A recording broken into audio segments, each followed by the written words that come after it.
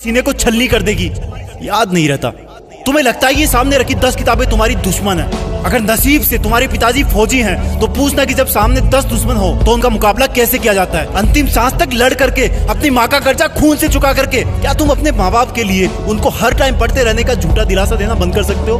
Please. तुम्हें लगता है कि दिमाग से पढ़ना चाहिए, लेकिन दिमाग तब तक नहीं जागता जब तक दिल नहीं करता। कभी पढ़ते पढ़ते रोना आया तुम्हें?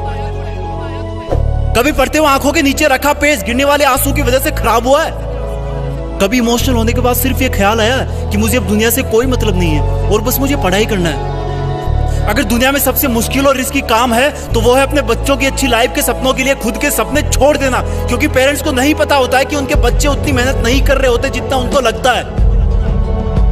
और अगर उनको लगता भी है ना तो वो इसलिए ज्यादा नहीं डांटते कि कहीं बच्चे हमारी स्ट्रेस में ना चले जाए डांटने के बाद। इससे भी ज्यादा मुश्किल काम है बच्चे के सपनों को मजदूरी करके पूरी करना, खेती करके पूरी करना। लेकिन फिर भी हमारे माँ बाप खुशी खुशी वो सब काम करते हैं जो वो नहीं चाहते कि हम सपने में भी करें। क्योंकि जब मैं अपनी मासूम सी भोली सी शक्ल लेके उनके सामने जाऊंगा और बोलूंगा कि पापा थोड़े पैसे चाहिए, किताबें लानी है, तब उस वक्त वो बिल्कुल नहीं चाहेंगे कि मुझे उनकी बेबस आंखों की तरफ देखने का एक सेकंड भी मौका मिले, क्योंकि उनकी आंखों ने बहुत कुछ देखा है, बहुत कुछ देखा है। और वो बिल्कुल भी नहीं चाहते कि उनकी आंखों में हम वो सब देख पाए उनकी तरह। काश कि इतना विश्वास तुम्हें अपने इरादों पर भी होता जितना विश्वास वो तुम पर करते हैं। आज मैं अपने पापा को खेत में पीने का पानी पकड़ाने गया। वो सुबह से खेत में काम पर लगे हुए थे। रात को बारिश आई थी, लेकिन इस वक्त की धूप और गर्मी देख के लग रहा था कि मानो सूरज लावा उगल रहा हो। मेरी मम्मी ने कहा कि सर पे तौलिया रख के जा, धूप बहुत है। मैंने कहा नहीं माँ, बस अभी आया वापस। खेत में दूर से पापा दिख गए थे। वो भी मुझे देख लिए थे लेकिन रुके नहीं। दूर से मुझे ज्यादा कुछ नहीं दिखा, लेकिन पास जाने में पाया कि वो पसीने में पूरी तरह से भीगे हुए थे और उनके सिर पे रखा सफेद तौलिया भी पसीने और मिट्टी से मटमेला हो गया था। मैंने पानी का जग दिया और उन्होंने वो खड़े खड़े पी लिया। जब मैं वापस लौटने के लिए पीछे मुड़ा तो मुझे अपने कंधे पर कुछ रखे जाने का एहसास हुआ और वो बोले, लगता है तुम्हारी माँ ने आते देखा नहीं तुम्हें, मेरा ये तौलिया सर पे डाल लो, बेटा धूप बहुत है आज।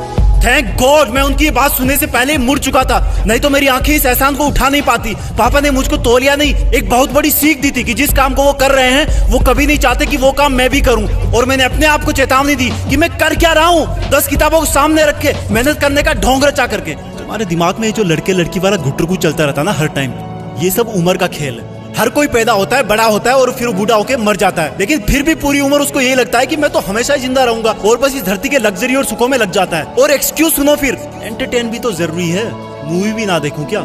अब एक गधे, अपने सामने के रियल लाइफ कैरेक्टर्स को तो तू देख नहीं पा रहा जो तेरी खुशी के लिए दिन रात मेहनत करते हैं, एक सेकंड भी नहीं रुकते। तेरे माँ बाप की बात कर रहा हूँ और तुझे मूवी देख के मोटिवेशन मिलता है? असली मोटिवेशन ना बेटा खुद की तकलीफ और दर्द से आता है, खुद के आंसुओं से आता है। जब दिल में एक जलन होती है, बहुत बड़ा पागलपन होता है, एक जिद होती है कि साला मरते दम तक भी मेहनत करना नहीं छोड़ूंगा। कंपटीशन बहुत है आज के टाइम में। अरे मैं कहता हूँ तुम्हारे पास इजी लाइफ जीने के साधन बहुत है, इसलिए तुम्हें बाकी चीजें डिफिकल्ट लगने लगती है। एग्जाम में तो हर टाइम ऊपर वाले को याद करते हो। मत करो इतनी पूजा, भगवान को भी इतनी फुर्सत नहीं है सुनने की।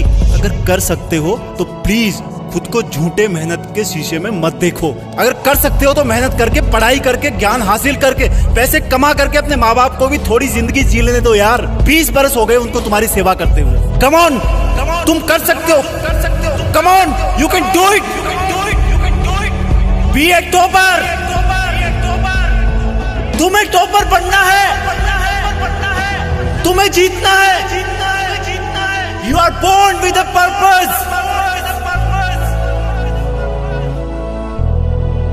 जय हिंद।